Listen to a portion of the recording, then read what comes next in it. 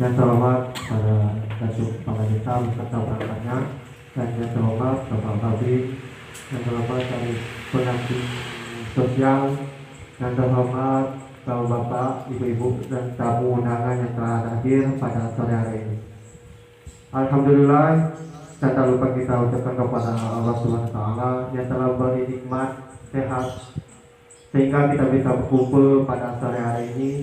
Salawat dan salam dan tak lupa kita curahkan kepada baginda Rasulullah SAW dengan mengucapkan Allahumma sholli ala Sayyidina Muhammad wa ala ali Sayyidina Muhammad. Baiklah, Bapak Ibu, tujuan dari Pusdes pada hari ini yaitu menindaklanjuti dari Bapak Camat tentang verifikasi validasi data DTKS yang akan dibuat berita secara sampai kepada kami paling lambat tanggal 20 bulan Juli 2020. Untuk itu marilah kita musyawarah tentang verifikasi mana yang layak masyarakat yang bisa masuk dalam kategori DTKS pada sore ini. Baiklah, cuma itu yang saya bisa sampaikan, kurang dan lebih saya mohon maaf. Dengan mengucapkan Bismillahirrahmanirrahim, acara Pusdes penetapan DTKS pada sore hari ini resmi saya buka. Wassalamualaikum warahmatullahi wabarakatuh. Assalamualaikum warahmatullahi wabarakatuh. Bismillahirrahmanirrahim. Alhamdulillahirabbil alamin wassalatu wassalamu ala asrofil anbiya'i wal mursalin wa ala alihi wa sahbihi rasulillahi ajmain. Amma ba'du. Yang saya hormati saudara ketua BPD beserta anggota, yang saya hormati Bapak Babinsa Desa Napal Sisi, yang saya hormati Bapak pendamping sosial beserta rekan, Bapak-bapak para perangkat desa, segenap kepala dusun, ketua RT, Ibu bidan, hadirin wal hadirat yang berbahagia. Alhamdulillah, puji syukur sama-sama kita ucapkan atas kehadirat Allah Subhanahu wa Ta'ala yang mana pada kesempatan sore yang berbahagia ini kita masih diberikan nikmat kesehatan kesempatan sehingga kita dapat berkumpul di balai pertemuan ini dalam rangka sama-sama mengikuti rangkaian kegiatan verifikasi validasi data DTKS untuk Desa Napal Sisi. Kemudian selawat dan salam senantiasa tercurahkan ke hadapan junjungan kita Nabi besar Muhammad sallallahu alaihi wasallam dengan lafaz Allahumma shalli ala sayyidina Muhammad wa ala ali sayyidina Muhammad. Mudah-mudahan dengan seringnya kita berselawat kepada Nabi kita di yaumul mahsyar nanti kita mendapat syafaat dari beliau. Amin ya rabbal alamin. Ibu bapak hadirin yang saya hormati, salah satu kendala terbesar yang dihadapi Republik ini termasuk desa itu yaitu masalah pendataan. Karena kalau kita perhatikan yang namanya data itu sudah termasuk permasalahan klasik sudah lebih. Karena di setiap desa, bukan di Kabupaten Batanghari, bahkan setiap kabupaten di Provinsi Jambi itu selalu mengeluh dengan data. Karena bukan gawe itu yang tidak selesai, tapi kadang-kadang ada hal-hal teknik lain yang membuat data itu ada balik. Macam itu. Jadi oleh karena itu pada kesempatan yang berbahagia ini, jadi sesuai dengan apa yang sudah diprogramkan dari Dinas Sosial bahwa setiap desa itu melaksanakan musyawarah desa atau musdes untuk verifikasi dan validasi data DTKS. Nah, perlu kita ketahui bahwa DTKS ini salah satu untuk wadah daripada pemerintah untuk memberikan semua bantuan terhadap masyarakat itu ukurannya data yang ada di DTKS. Nah, itu makanya kadang-kadang itu yang terlihat di lapangan ada yang tidak sesuai dengan kriteria karena memang orang itu sudah termasuk di dalam data DTKS. Data itu tahun berapa kita tidak tahu kan, karena selama ini belum ada musdes untuk DTKS ini pada milik. Alhamdulillah tahun kok Alhamdulillah tahunku itu sudah diajukan untuk verifikasi atau validasi data DTKS itu. DTKS itu data terpadu Kementerian Sosial, benar? Nah, untuk diketahui DTKS itu data terpadu Kementerian Sosial. Jadi segala bentuk program yang ada di dinas sosial itu terkait bantuan terhadap masyarakat itu salah satu ukuran yang diambil di data DTKS itu. Nah, maka data itu yang perlu kita validkan, data itu yang perlu kita verifikasi apakah sesuai lagi orang ini di DTKS atau tidak. Aduh. Jadi salah satu tujuan daripada kita untuk musdes ini tuh kita menentukan orang itu masih masuk data DTKS atau tidak, kan macam itu, layak dia di dalam DTKS itu atau tidak. Macam itu.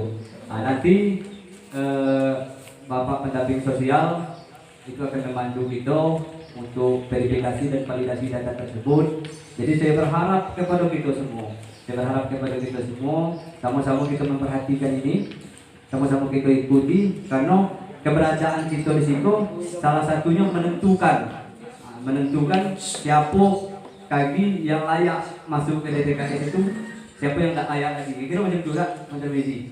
Nah, untuk hal teknik macam mana kaki itu mengervisi nyampaikan ke kita untuk menentukan itu.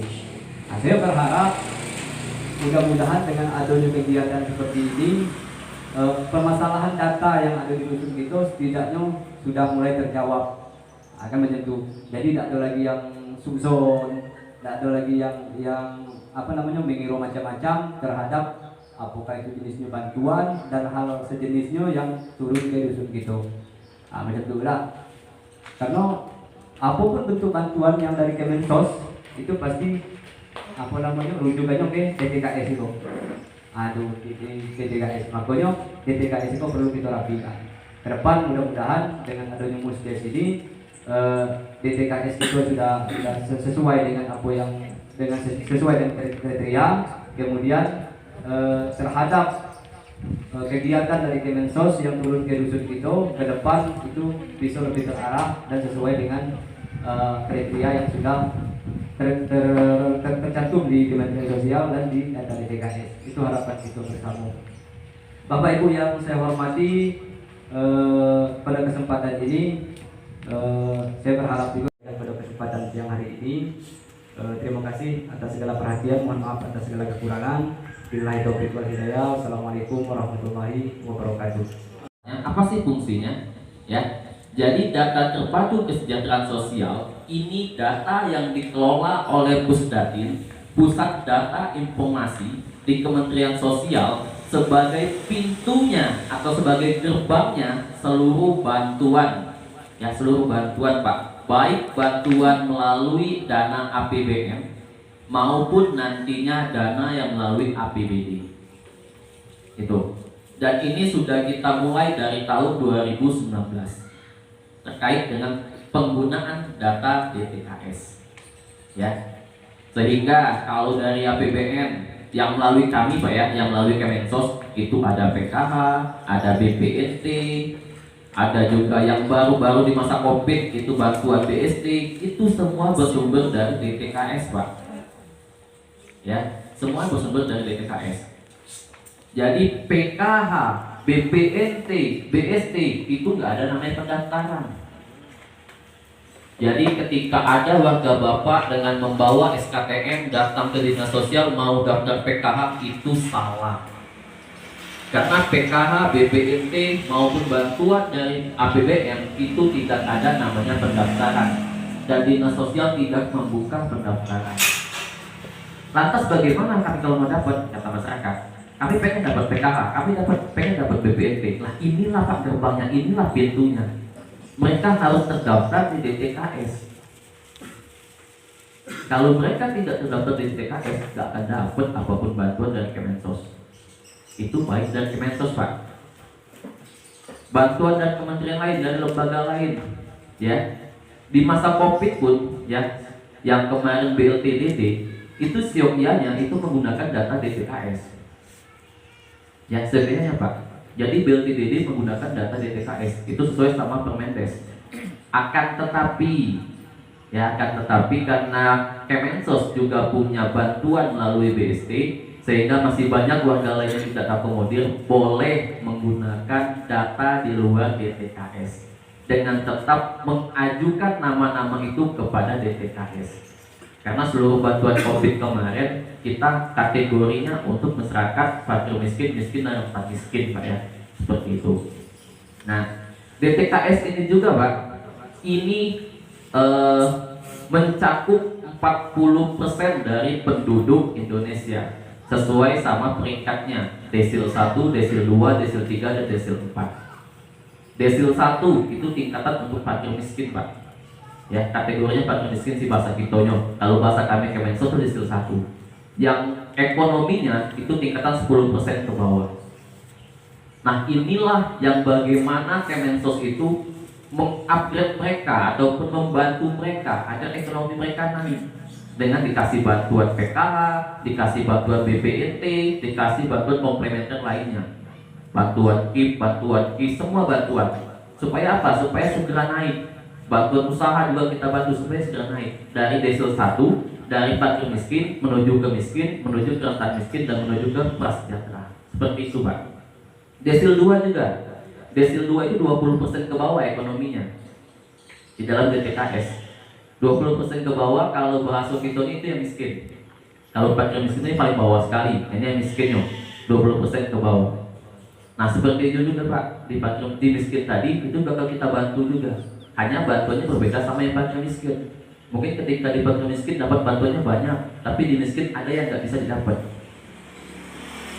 Begitu juga di desil 3, 30% ekonominya. Itu kategorinya rentan miskin. Rentan miskin juga seperti itu. Kita bantu. Desil 4 itu prasejahtera, kita bantu juga agar dia segera menuju ke sejahtera. 4 plus itu sudah sejahtera dan itu nggak dibantu sama APBD. Nggak tahu kalau melalui APBD program lain. Gitu, Pak ya.